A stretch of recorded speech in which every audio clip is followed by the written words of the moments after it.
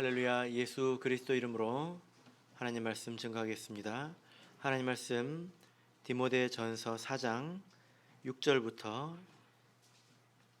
12절까지 말씀을 우리 다 같이 찾겠습니다.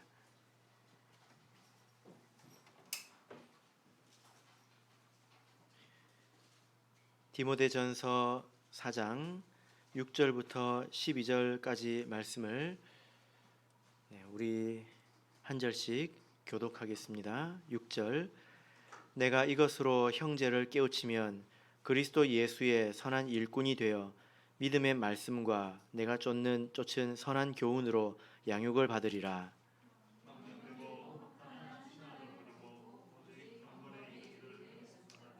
육체의 연습은 약간의 유익이 있으나 경건은 범사에 유익하니 금생과 내생의 약속이 있느니라. 이를 위하여 우리가 수고하고 진력하는 것은 우리 소망을 살아계신 하나님께 두미니 곧 모든 사람 특히 믿는 자들의 구주시라. 누구든지 내 연소함을 같이 읽겠습니다. 누구든지 내 연소함을 없인 여기지 못하게 하고 오직 말과 행실과 사랑과 믿음과 정절에 대하여 믿는 자에게 본이 되어. 아멘. 네, 오늘 이 시간은 믿는 자에게 본이 되라는 제목으로 하나님 말씀을 증거하겠습니다. 7절부터 10절까지에 있는 이 내용에 대해서는 2018년에 경건에 이르기를 연습하라는 제목으로 말씀을 이미 전한 바가 있습니다. 그래서 이 내용은 유튜브에 들어가셔서 다시 들어보실 수가 있습니다. 간략히 이제 요약을 해보자면 우리가 신앙생활을 할 때 미신적인 신앙생활을 해서는 안 된다는 것입니다. 그러면 신앙생활을 하는 것이 우리에게 아무 유익이 없습니다. 미신이라는 게 무엇입니까? 물건이나 어떤 의식, 행동 이런 것 그 자체가 신령한 힘이 있는 것처럼 기대하는 것, 그것을 미신이라고 하지 않습니까? 신앙생활도 미신적으로 할 수 있습니다. 사단도 이렇게 시험을 하는데요. 예전에 어떤 그 자매님이 기도 중에 계시를 받았습니다. 어떤 문제가 있어서 이제 그 문제를 놓고 기도를 하고 있는데 계시를 받았습니다. 계시 내용이 뭐였냐면, 야, 네가 얼마를 헌금하면 이 문제를 내가 풀어주겠다. 그래서 그 헌금 액수가 아주 구체적이었습니다. 근데 그 돈이 없잖아요. 그래가지고 나중에 조금 시간이 지나니까 어떤 집사님이 그곳을 방문하셨습니다. 그래서 집사님, 내가 방금 기도하면서 이런저런 일이 있었는데 혹시 돈을 좀 빌려주실 수 있으시냐, 이렇게 물어봤습니다. 그런데 집사님이 무릎을 탁 치면서 내가 방금 수금을 하고 오는 길인데 그 돈이 딱 그 돈이다. 그 돈이 딱 그 돈이라는 거예요. 그래가지고 이거는 하나님께서 예비해 주신 것 같다. 이렇게 해서 빌려줬습니다. 빌려줘가지고 그 돈을 헌금을 했겠죠. 그리고 그 문제가 사라졌습니다. 정말로 풀렸습니다. 나중에 시간이 지나서 알게 된 것은 그것이 사단의 일이었다는 것입니다. 계속 그런 일들이 계속 이제 반복이 되는 거죠. 그래서 신앙생활을 할 때 우리가 이렇게 미신적으로 해서는 안 됩니다. 교회에 나왔는데 왜 내가 이런 일을 당할까? 어떤 행동이나 어떤 물건 그 자체에 신령한 힘이 있는 것처럼 그렇게 기대를 하고 오면 신앙생활을 해도 아무런 유익을 얻지 못할 수 있습니다. 물론 우리가 헌금을 하고 교회에 출석하는 것이 아무것도 아닌 것은 아니죠. 그죠? 예. 우리가 신앙생활을 한다는 것은 이것은 내 믿음과 내 소망이 변화되는 것을 말합니다. 하나님 말씀을 듣고 내가 믿고 사는 내용이 바뀌게 되는 것이고 또 소망이 바뀌어서 내 삶의 방식 자체가 바뀌는 것, 또 그래서 하나님을 의지하고 사는 것, 이것이 신앙생활이지 않습니까? 그 가운데 헌금도 있고 교회 출석도 있는 것이지 그것 자체가 하나님을 제외하고 신령한 힘을 가져다 주는 것은 아니라는 것입니다. 이것을 오늘 본문의 말씀에서는 경건이라고 했는데요. 우리가 이렇게 하나님을 믿고 의지하고 또 그분에게 소망을 두고 살아갈 때에 그런 삶의 방식에는 약속이 있습니다. 그러니까 오늘 말씀을 보면 8절을 보면 금생과 내생의 약속이 있다 이렇게 말씀을 하고 있죠. 그죠? 예, 내생이라고 하는 것은 오는 세상, 그러니까 우리가 죽어서 천국에 갈 수 있는 약속을 우리에게 주신다는 것이죠. 예, 금생은 무엇입니까? 예, 금생은 지금의 삶, 우리가 살았을 때의 삶에도 이런 삶의 방식들이 가져다주는 축복이 있다는 것입니다. 하나님께서 그런 사람들을 외면하지 않으시고 살아가게 해주신다는 겁니다. 이것이 신앙생활이 우리에게 주는 유익이죠. 약속입니다. 그런데 이런 그 신앙의 자세, 삶의 태도가 바로 우리에게 이제 주어지는 것은 아니죠. 우리가 바로 그렇게 살 수 있는 것은 아니지 않습니까? 내가 내일부터 경건하게 살아야지. 이게 바로 이렇게 되는 일이 아닙니다. 시간이 아주 많이 필요한 일이죠. 그죠? 그래서 오늘 말씀을 보면 그것을 위해서 망령되고 허탄한 신화를 버리라 이렇게 말하고 있습니다. 7절에서 말하고 있죠. 망령되고 허탄한 신화를 버려라. 그래서 우리가 이렇게 경건을 우리가 체득을 하려면 먼저 망령되고 허탄한 신화를 버려야 합니다. 이 신화는 그리스 로마 신화가 아니죠. 세상에 있는 여러 신화들을 말합니다. 세상에 보면 여러 무용담들, 정말 신화 같은 그런 일들이 있지 않습니까? 부동산을 해서 어떻게 돈을 벌었다더라, 또 어떻게 해서 어떻게 되었다더라, 주식이 이렇게 되었다더라, 그런 신화 같은 이야기들이 세상에 많이 있지 않습니까? 그런 것들을 우리 마음속에서 제해버리지 않으면 경건이 절대로 우리에게 찾아오지 않습니다. 두 번째는 이것은 연습해야 된다는 것입니다. 경건은 하루하루 우리가 연습해야 하는 것입니다. 여러분, 연습이 무엇입니까? 제가 기타로 예를 들어 보겠습니다. 제가 기타를 조금 치거든요. 그런데 제가 우리 총회 신학을 하고 있는 남찬 신학생 기타 치는 걸 보면 아주 화려하고 기가 막힙니다. 그런데 제가 기타를 언제적부터 쳤냐면 우리 남찬 신학생이 아마도 기저귀를 차고 있을 때부터 제가 기타를 쳤을 거예요. 저는 그때부터 치고 있는데 지금은 현저히 못 미칩니다. 왜 그럴까요? 연습을 안 했거든요. 연습이라고 하는 것은 안 되는 것을 반복하는 것이 연습이잖아요. 신앙생활도 연습이지 내가 할 줄 아는 거 계속 하는 것, 그러니까 교회 왔다 갔다 하는 것, 이게 신앙생활이 아닙니다. 우리가 예수님을 표본으로 삼아서 이것이 부족하면 이것을 메우고 또 저것이 부족하면 저것을 메우고 그렇게 해야 된다는 것입니다. 이것을 연습이라고 하는 거죠. 신앙생활을 했는데 왜 내가 이렇게 변화되지 않을까? 이것은 연습이 이루어지지 않기 때문입니다. 저기 아침에 용정 축구장 가보면 30년 동안 조기 축구회를 하신 분이 계신데요. 30년을 했는데 왜 저 모양일까? 연습이 없기 때문이죠. 그죠? 자, 어느 날 제가 어떤 교회에 있었을 때 구도자가 찾아왔습니다.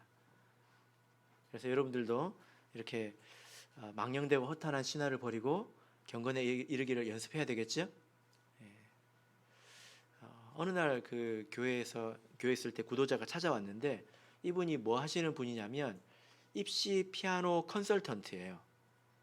입시 피아노 전문가입니다. 그래서 이분이 콘서트장도 운영을 합니다. 그러니까 어떤 학생들이 연주회 같은 비슷한 환경에서 연습을 할 수 있도록 그렇게 꾸미고 있습니다. 제법 큰 건물을 운영을 하고 있는데요. 전문가이죠. 그분이 교회 와서 저 신앙에 대해서 대화를 나누게 되었습니다. 그래서 제가 복음을 전했겠죠. 그분이 굉장히 잘 받아들이셨습니다. 그렇구나. 그렇군요. 하면서 결론이 뭐냐면은 마지막에 감사합니다. 오늘 좋은 말씀 해주셔서 감사합니다. 앞으로 제가 집에 가서 열심히 성경을 잘 읽어보겠습니다. 이렇게 가려고 그러더라고요. 그렇게 해서 가면 될까요? 그래서 제가 이 말을 했습니다. 선생님, 제가 피아노를 배우고 싶은데 집에서 피아노 연습하면 잘할 수 있나요? 그러니까 그 선생님이 웃더라고요. 그리고 그 말을 대번에 알아들었습니다. 무슨 말이냐면 경건의 연습은 사실 혼자 할 수 있는 게 아니라는 겁니다. 내가 경건의 연습을 해야지 이렇게 혼자 할 수 있는 게 아니라는 것입니다. 훈련이라고 하는 것은 구체적이고 세부적인 방법이 있지 않습니까? 또 그에 합당한 순서도 있죠. 그리고 나태해질 때가 있잖아요. 그러면 동기부여도 필요하고 때로는 책망도 필요합니다. 그래야 연습이 되죠. 그죠? 예. 그래서 모든 운동 선수를 보면 다 코치가 있고 다 감독이 있습니다. 그 사람들이 뭐 합니까? 어떻게 해야 되는지를 가르쳐 주는 것이고 또 때로는 나태할 때 질책도 하고 그렇게 하잖아요. 그런 게 만약에 없다고 생각해 보세요. 그러면 그 운동선수들이 절대 운동을 잘할 수 없습니다. 그러니까 유명한 감독이나 코치나 이런 사람들에게는 돈을 많이 주는 것입니다. 선수 이상으로 돈을 주기도 하는 거지요. 또 부상을 당하면 치료해주는 물리치료사도 있고 또 뭐 의료진들도 있지 않습니까? 이런 것처럼 우리가 경건에 이르기를 훈련을 해야 되는데 이것은 혼자 할 수 있는 게 아니라는 거예요. 이런 일을 위해서 하나님께서 세우신 사람이 바로 일꾼들입니다. 그래서 오늘 내용은 디모데에게 이런 일을 잘 가르치라 이 내용이지요. 그죠? 이런 일을 위해서 경건의 훈련을 위해서 세운 일꾼이 있습니다. 그 중에 하나가 디모데이지요. 그래서 오늘 우리는 이 말씀을 통해서 우리가 일꾼으로서 어떤 자세를 가져야 되는지 또 우리가 일꾼을 어떤 자세로 대해야 되는지 이것을 알 수 있습니다. 자, 11절. 자, 우리 같이 읽겠습니다. 11절 같이 읽겠습니다. 시작. 내가 이것들을 명하고 가르치라. 예. 자, 여기 보면 바울 사도가 디모데에게 네가 이것들을 명하고 가르치라 이렇게 말씀을 하고 있습니다. 여러분들께서는 신앙생활을 하면서 명령을 받아보신 적이 있으십니까? 이제 우리가 명령을 받아보지 못했다면 이것은 신앙생활을 잘못한 것이죠.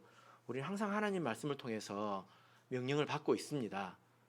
그리고 또 가르침을 받고 있죠. 그죠? 하나님께서 이런 일을 위해서 이 디모데를 세우셨다는 것입니다. 그래서 디모데는 조건실컷 이것을 명령하고 가르쳐야 합니다. 그때 하나님께서 디모데와 함께 하시고 또 그 일꾼들과 함께 하시는 것입니다. 만약에 이 일꾼들이 명령하고 가르치는 일을 하지 않으면 어떻게 될까요?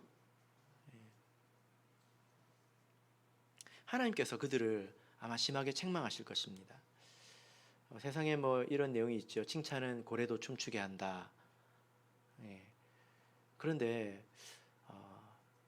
신앙 안에서는 잘 어울리지 않는 말입니다. 물론 우리가 모든 면에서 책망으로 다 되는 일은 아니죠.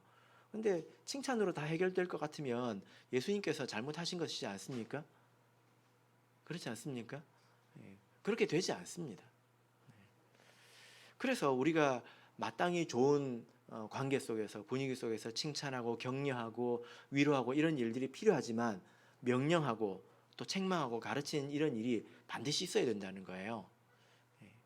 만약에 내가 이런 것들을 들어보지 못했다면 내가 귀가 막힌 것이거나 아니면 은혜가 없는 거겠죠. 자, 이사야서 56장을 보겠습니다. 이사야서 56장입니다. 이사야서 56장. 하나님께서 만약에 우리 일꾼들이 입을 닫는다면 아주 심하게 책망하시는데요. 이렇게 책망하십니다. 이사야서 56장 10절에서 12절을 우리 같이 읽겠습니다.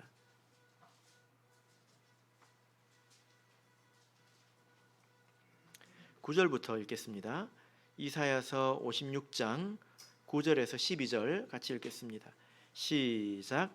들의 짐승들아, 삼림 중에 짐승들아, 다 와서 삼키라. 그 파수꾼들은 소경이요 다 무지하며 벙어리 개라. 능히 짖지 못하며 다 꿈꾸는 자요 누운 자요 잠자기를 좋아하는 자니, 이 개들은 탐욕이 심하여 족한 줄을 알지 못하는 자요, 그들은 몰각한 목자들이라. 다 자기 길로 돌이키며 어디 있는 자이든지 자기 이만 도모하며 피차 이르기를, 오라 내가 포도주를 가져오리라. 우리가 독주를 잔뜩 먹자. 내일도 오늘같이 또 크게 넘치리라 하느니라. 하나님께서 이렇게 침묵하는 자들, 그런 일꾼들에 대해서 뭐라고 부르고 있습니까? 벙어리 개, 짖지 않는 벙어리 개라고 하고 있습니다. 그러니까 우리 집에 개가 벙어리기 때문에 밖에 있는 짐승들아 마음껏 들어와서 잡아먹어라, 이렇게 하고 있지 않습니까? 그래서 하나님께서 이 일꾼들을 개들이라고 이렇게 부르고 있습니다. 그것도 짖지 못하는 벙어리 개라는 거죠. 그래서 우리는 일꾼으로서는 마땅히 이렇게 권면을 할 수 있어야 된다는 것입니다. 그런데 실제로 여러분들께서도 이런 경험을 해보신 적이 있으신지 모르겠는데요, 이렇게 권면하고 명령하고 가르치기 위해서는 지식도 필요하지만 믿음이 많이 필요합니다. 왜냐하면 자기도 못하는 것을 명령할 수는 없지 않습니까? 자기에게 그런 믿음이 없는데 그것을 또 하라고 명령할 수도 없지 않습니까? 그러면 입이 안 떨어지겠죠. 예전에 제가 들은 이야기인데요, 어떤 자매님이 분식집을 합니다. 분식집을 하면서 굉장히 힘들게 사시는 것 같아요. 하루하루 일을 해야 되지 않습니까? 그러니까 안식일도 잘 못 지키는 것입니다. 월세부터 이미 이제 상당히 나가게 되니까요. 영은회가 되었습니다. 근데 그런 분들한테 안식일에 문 닫고 나오라고 할 수 있을까요? 이런 데는 뭐가 필요할까요? 믿음이 필요합니다. 하나님께서 채워주신다, 걱정하지 마라, 염려하지 마라 는 믿음이 필요하지 않겠습니까? 근데 실제로 우리가 권면을 해야 되는 문제는 이런 것보다 훨씬 더 부담스러운 경우가 많이 있습니다. 이것은 우리가 인간적으로 이렇게 모질어서 이런 말을 하는 게 아니지요. 혹은 상황 판단을 못하기 때문에 이런 말을 하는 것이 아니라, 또 너무 쉽게 말하는 것이 아니라 믿음을 가지고 하나님께서 맡기신 책임이기 때문에 이런 말을 하는 것입니다. 하나님께서 그 모습을 다 보고 계시지요. 자, 본문으로 돌아가서 6절을 보겠습니다. 디모데전서 4장 6절을 보겠습니다. 디모데전서 4장 6절, 자, 우리 같이 읽겠습니다. 시작. 내가 이것으로 형제를 깨우치면 그리스도 예수의 선한 일꾼이 되어 믿음의 말씀과 내가 쫓은 선한 교훈으로 양육을 받으리라. 자, 여기 보면 일꾼이 어떻게 성장하는가에 대해서 이렇게 말씀을 하고 있는데, 여러분, 하나님께서 일하지 않는 자에게 먹을 것을 주실까요? 그렇지 않습니다. 이 말씀을 보면 바울 사도가 디모데에게 이런 말을 합니다. 네가 이것을 가지고 형제를 만약에 깨우친다면, 믿음을 가지고 형제를 권면하고 또 가르치고 또 명령한다면, 그런다면 네가 그리스도 예수의 선한 일꾼이 되어서 믿음의 말씀과 네가 쫓은 선한 교훈으로 양육을 받으리라. 여기 양육을 받으리라는 디모데입니다.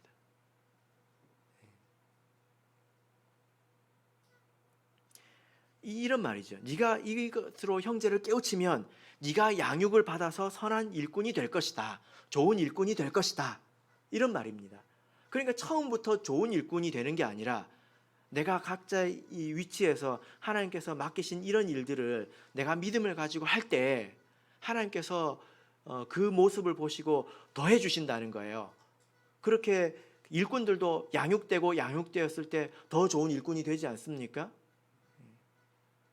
근데 일꾼이 믿음을 저버리고 사람의 형편만 생각을 하고 벙어리 개처럼 짖지 않고 망하는 것을 쳐다보고만 있다면 사실은 그 사람이 망해가는 것입니다. 그 사람, 그 일꾼도 고갈되어 간다는 것입니다. 우리가 얼마 전에 간증을 들었죠. 이 예배 시간에 천사가 와서 어떤 자세로 예배를 드리는지 다 이제 확인을 한다고 우리가 간증을 들었죠. 근데 마지막에 좀 놀라운 내용이 있더라고요. 저는 이때까지 천사들이 와가지고 성도들만 박은서, 신여민 딱 체크를 하는 줄 알았는데 설교자도 보고 간대. 설교자가 믿음을 가지고 말을 하는지 안 하는지 그것을 다 보고 간다고 하지 않습니까? 저도 정신을 바짝 차려야 될 것 같습니다. 그래서 우리가 믿음으로 이런 말을 할 때 하나님께서 함께 하십니다. 성경을 보면 모세도 그렇지 않습니까? 모세가 하나님의 편에 서서 믿음으로 온 백성을 상대했을 때 하나님께서 이 백성들을 두렵게 했습니다. 모세를 쳐다볼 때 두렵게 만들었습니다. 이것이 하나님께서 주신 은혜이지요. 자, 오늘 말씀으로 돌아가서 보시면 디모데의 경우에 이렇게 이제 명령하고 할 때에 가장 좀 극복하기 어려웠던 문제가 무엇이었을까요? 자, 12절을 보겠습니다.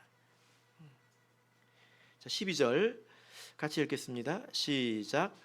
누구든지 내 연소함을 없인 여기지 못하게 하고 오직 말과 행실과 사랑과 믿음과 정절에 대하여 믿는 자에게 본이 되어.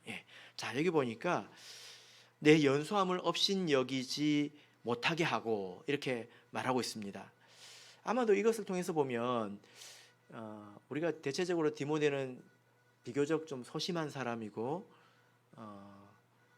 그래서 이 연소함 때문에 드러내놓고 권면하거나 명령하거나 이것을 잘 못했던 사람으로 알고 있지 않습니까? 예. 저는 참 공감이 됩니다.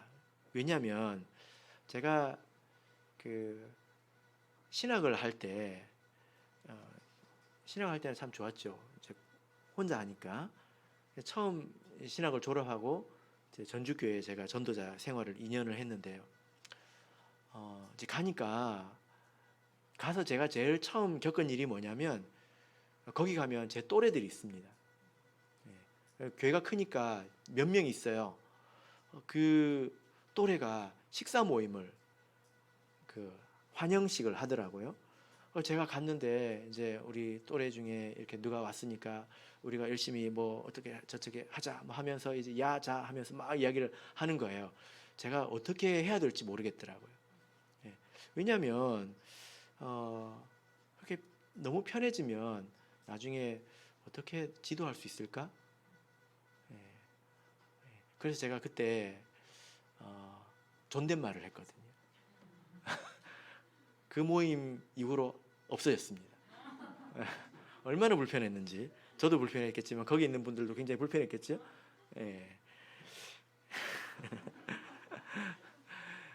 그게 제가 겪은 첫 번째 문제였습니다. 나이 때문에 겪은 문제죠. 같으니까. 근데 같은 것도 어려운데 많은 것은 얼마나 어렵겠습니까? 제가 초신자일 때 처음 교회 왔을 때 저를 지도했던 그런 선생님들이 전주교회에 있더라고요.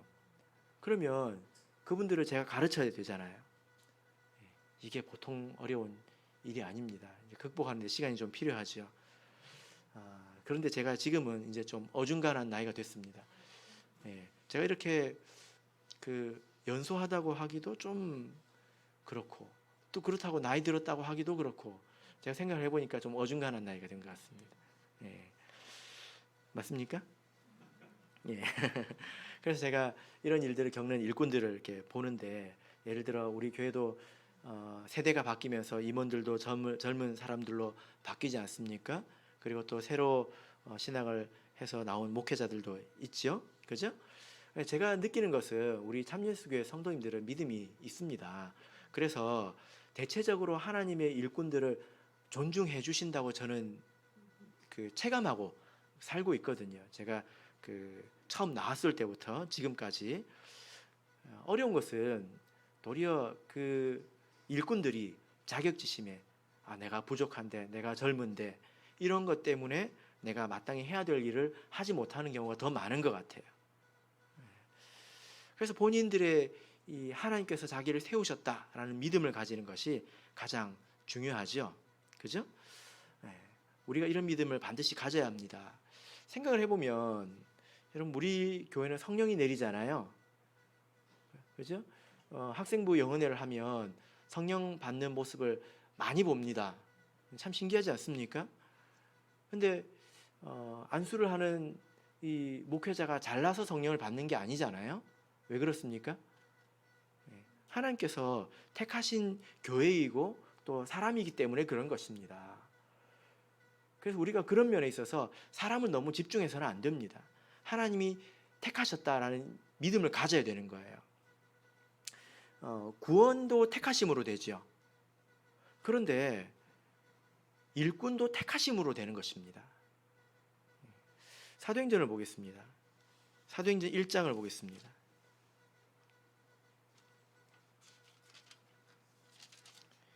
사도행전 1장 26절,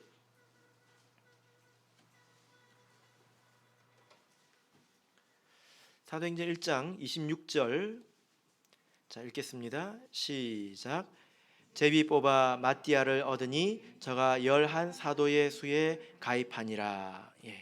자, 이것은 유다가 사라지고 그 자리를 마띠아가 대신한 장면인데, 여기 보면 제비 뽑아 마띠아를 얻었다, 이렇게 말씀을 하고 있습니다. 여기에 대해서 이제 오해를 할 수 있는데, 이 원문을 보면 제비가 마띠아 위에 떨어졌다, 이렇게 표현이 되어 있습니다. 그러니까 마띠아가 어떤 뜻을 가지고 자기가 얻어낸 것이 아니라, 다른 사람들의 뜻으로 된 것이 아니라 하나님에게서 그에게 떨어졌다는 것입니다. 여기는 택하심이 있다는 거예요. 모든 일꾼이 다 마찬가지입니다.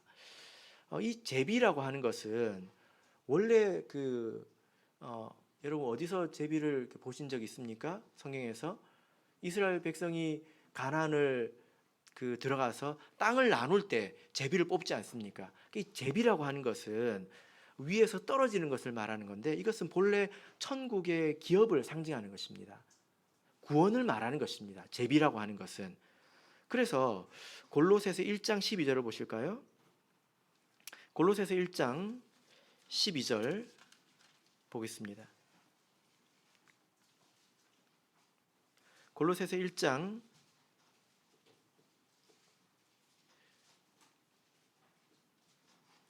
12절 읽겠습니다. 시작. 우리로 하여금 빛 가운데서 성도의 기업의 부분을 얻기에 합당하게 하신 아버지께 감사하게 하시기를 원하노라. 여기 보면 성도의 기업의 부분이라고 나와 있잖아요. 이것은 천국에 이르는 것을 말합니다. 근데 이 기업이 원문을 보면 제비입니다. 제비. 클레로스, 제비입니다. 그래서 제비라고 하는 것은 성경을 보면 그 의미가 천국 기업, 구원을 말하는데, 또 하나의 의미는 직분을 말합니다. 베드로전서 5장 3절을 보겠습니다. 베드로전서 5장 3절입니다.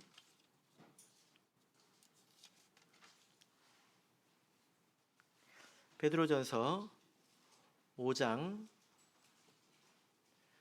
3절, 자, 같이 읽겠습니다. 시작. 맡기운 자들에게 주장하는 자세를 하지 말고 오직 양 무리의 본이 되라. 자, 여기 보면 원문을 보면 이 5장 3절에 제비가 있습니다. 제비. 근데 여기서는 어떤 단어로 번역이 되었을까요? 맡기운 자들입니다. 그러니까 원문을 있는 그대로 번역을 한다면 제비들에게, 너에게 떨어진 그 제비들에게 주장하는 자세를 취하지 말고 본이 되라, 이렇게 되어 있다는 거예요. 그러니까 이 제비라고 하는 뜻은 천국 기업이 될 수도 있고 또 사역에 있어서 맡겨진 직분이 될 수도 있는데 이것은 위에서 떨어지는 것입니다. 구원이 사람의 의지로 취하는 것이 아닌 것처럼 이 일꾼됨도 사람이 취하는 것이 아니라는 거예요. 우리가 이것을 먼저 분명히 믿어야 합니다. 히브리서 5장 4절을 보겠습니다. 히브리서 5장 4절입니다.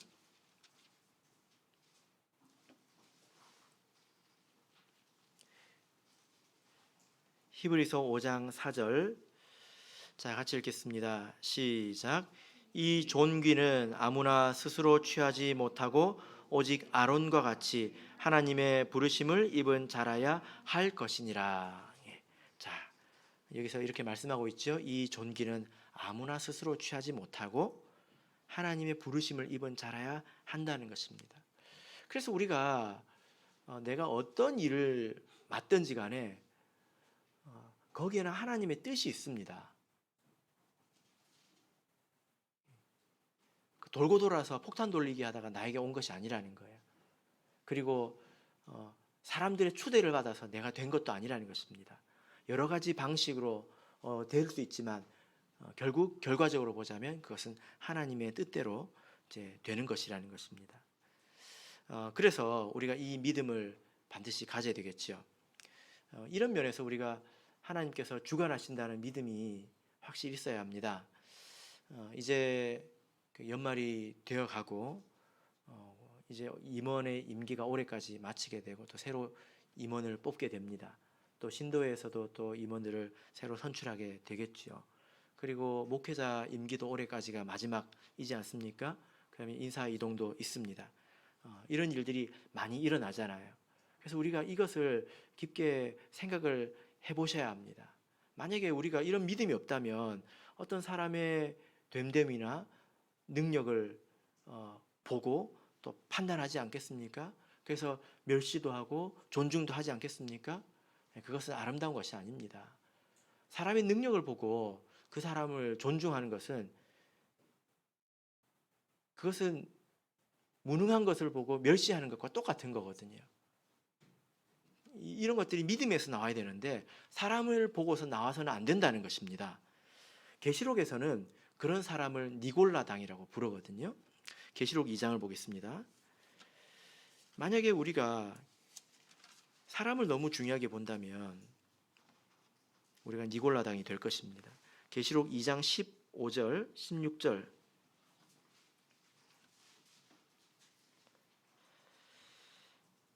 (2장 15절) 16절 같이 읽겠습니다. 시작. 이와 같이 내게도 니고라당의 교훈을 지키는 자들이 있도다. 그러므로 회개하라. 그리하지 아니하면 내가 내게 속히 임하여 내 입의 검으로 그들과 싸우리라. 자, 여기 보니까 하나님께서 니골라당과 싸우겠다고 말씀하고 있습니다. 니골라가 뭔지 기억이 나십니까? 니골라는 니케, 라오스의 합성어입니다.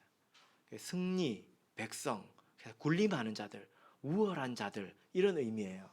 그래서 보면 어디 가나 잘난 척하기 좋아하고 또 잘난 사람들끼리끼리 어울리고 그렇게 층을 만드는 사람들이 있잖아요. 우리 교회는 없지만, 그죠? 사회 가면 그런 사람도 있지 않습니까? 그런 사람들이 교회 생긴다면 그 사람들이 니골라당이에요. 야, 우리 교회 저기 어디 사는 사람들만 모이자. 뭐 대학원 나온 사람들만 모이자.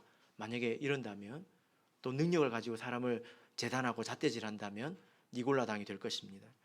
우리가 두려워해야 합니다. 왜냐하면 우리가 눈이 있기 때문에 사람의 외면이 봐진다고요. 그래서 의지적으로 믿음을 가지고 바라보려고 해야 니골라당이 안 됩니다. 만약에 우리가 정신줄을 놓고 있다가 이렇게 휩쓸려 버린다면 하나님과 싸우는 일들이 생기지 않겠습니까? 하나님은 뜻이 있어서 이 사람을 세웠고 또 뜻이 있어서 이 사람을 보내었는데 협력하지 않는다면 하나님과 대적하는 일이 되지 않겠습니까? 그래서 우리가 이 일꾼에 대해서 교회에서 세워지는 일꾼이든지 총회에서 발송이 되는 일꾼이든지 우리는 믿음을 가지고 존중해야 합니다. 그 사람이 어떤 사람이냐는 그 사람의 몫이에요. 그 사람의 문제이지 내 몫은 아니지 않습니까? 우리는 내 몫을 해야 하는 것입니다. 자, 본문의 말씀 돌아가서 우리 디모데전서 4장 12절을 보겠습니다. 디모데전서 4장 12절. 자, 다시 읽겠습니다. 시작. 누구든지 내 연소함을 업신여기지 못하게 하고 오직 말과 행실과 사랑과 믿음과 정절에 대하여 믿는 자에게 본이 되어. 반대로 여러분 이렇게 한번 생각해 보십시오. 어떤 사람이 하나님의 일꾼이 되었는데 사실 자질이 못 미칩니다. 그런데 내가 하나님의 일꾼이 되어가지고 내가 하나님의 일꾼이 되었는데 내 말 들어야지, 순종하는 말씀도 못 들었어요 하고 교회에서 갑자기 막 목소리를 키워가지고 큰 소리 치고 지시하고 비판하고 그런다면 하나님이 기뻐하실까요? 아니겠지요? 자, 여기서 보면 그런 권세가 있습니다. 그리고 그런 믿음을 가져야 합니다. 많은 여기서 디모데에게 믿는 자들에게 본이 되라고 말하고 있습니다. 우리가 다 알지 않습니까? 본이 되어서 존경받는 것이 훨씬 더 아름답다라는 것을 우리가 이미 다 알고 있지 않습니까? 그래서 우리가 가정에서든지 또 교회에서든지 우리 항상 믿는 자들의 본이 되어야 합니다. 일꾼들은 더 본이 되어야 되겠죠. 자기는 못하면서 남보고 하라고 그러고 그러면 안 되지 않습니까? 어떤 면에서 본인이 되어야 될까요? 자, 이게 보면 몇 가지를 말하고 있죠? 5가지를 말하고 있죠? 자, 첫 번째는 무엇입니까? 말에 대해서. 그래서 나는 예수님처럼 말하고 있는가? 헛되고 세속적인 말, 또 주워 담을 수 없는 말, 이런 말을 하는 것이 아니라 정말 은혜로운 말, 치유하는 말, 세워주는 말, 살리는 말, 이런 말을 하고 있는가? 우리가 자신을 돌아봐야 되겠지요. 자, 두 번째는 무엇입니까? 자기의 행실, 내가 선하게 살고 있는가, 악하게 살고 있는가, 내가 예수님처럼 살고 있는가, 삶의 방식을 말하는 것입니다. 세 번째는 무엇입니까? 사랑. 나는 예수님처럼 이웃을 사랑하고 있는가? 나는 너무 이기적이지는 않는가? 우리가 자신을 돌아봐야 되겠지요. 또 네 번째는 무엇입니까? 정절에 대해서, 믿음에 대해서 본이 되어야겠죠. 우리가 예수님처럼 하나님을 의지하고 신뢰하는가? 그리고 5번째는 무엇입니까? 정절. 나는 예수님처럼 순결한가? 세상에 타락하고 더러운 곳에 얽매여 있는 것은 아닌가? 세상을 사랑하는 것은 아닌가? 이런 것을 말하는 것입니다. 우리가 이런 하나하나의 부분에 대해서 우리 자신을 돌아보고 본이 된다면 하나님께서 그들에게 더 높은 지위를 주실 것입니다. 성경을 보면 이렇게 작은 일에 충성한 자에게 큰 것을 맡기신다고 하시지 않습니까? 그죠? 여러분들께서 맡고 있는 일들이 아무리 작은 것처럼 보인다 하더라도 실제로 작지 않습니다. 예수님께서 이런 말씀을 하셨죠. 여자가 낳은 자 중에 제일 큰 자가 누구라고 했습니까? 키 말고요. 최홍만? 이 말고요. 키 말고 가장 큰 사람, 세례 요한이라고 말했죠. 그런데 천국에 있는 사람, 그 세례 요한도 천국에서는 지극히 작은 자보다 작다고 했습니다. 이게 무슨 말이겠습니까? 세례 요한은 가장 큰 자이지만 예수님 길을 준비한 사람에 불과해요. 근데 우리는 천국에 있는 사람은 우리들을 말합니다. 하나님의 일꾼들, 백성들, 이 사람들은 예수님과 함께 길을 걸어가고 있고 예수님의 고난을 나누어 짐지고 있는 사람들이지 않습니까? 준비한 사람하고 이 본선에서 뛰고 있는 사람들하고 어떻게 같을 수가 있겠습니까? 그러니까 세례요한이 아무리 크다 하더라도 여러분들보다는 작은 일을 했다는 거예요. 맡은 일에 이렇게 충성을 하신다면 더욱더 큰 일을 하나님께서 주실 것입니다. 바라옵기는 우리 모든 성도님들께서 이렇게 일꾼을 존중하고 또 존중받는 일꾼이 되시기를 예수 그리스도 이름으로 축복합니다. 우리 다 같이 찬송하겠습니다.